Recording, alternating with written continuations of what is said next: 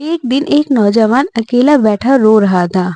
पास ही से एक साधु गुजरा तो उसने नौजवान से पूछा, क्यों बेटा, क्यों रो रहे हो? नौजवान बोला, हे साधु महाराज, मेरा संसार में कोई नहीं है।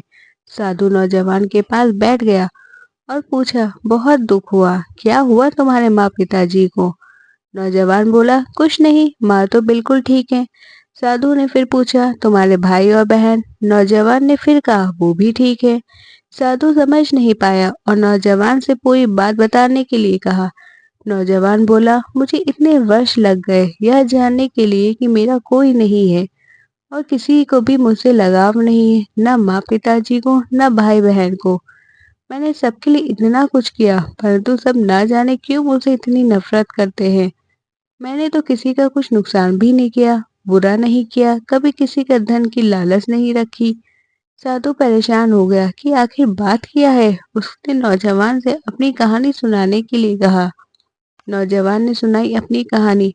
जब मैं छोटा था तो एक बार मैं बहुत बीमार हुआ। मुझे बताया गया कि मुझे एक डॉक्टर ने बचाया है पढ़ाई के लिए। स्कूल इतने बदले कि मुझे खुद पता नहीं कि मैं किस स्कूल से पढ़ा हूँ। थोड़ा और बड़ा हुआ तो मेरे माँ पिता ने मुझे अकेले रेलगाड़ी में बिठाकर चाचा के घर भेज दिया पढ़ाई के लिए। मैं साथ में बैठा एक यात्री की उंगली पकड़कर घंटों बैठा रहा। केवल 8-9 वर्ष का था।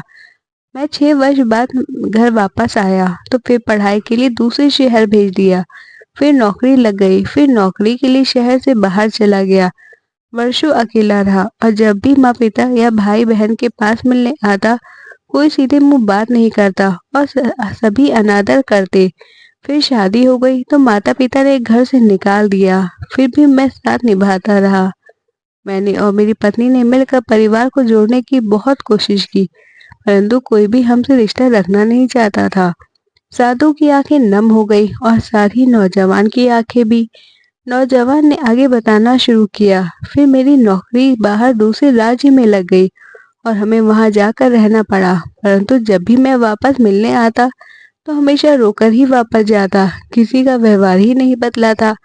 फिर पिता बीमार रहने लगे। उनकी देखभाल के लिए जब भी मैं आता, चार बातें सुनकर ही जाता।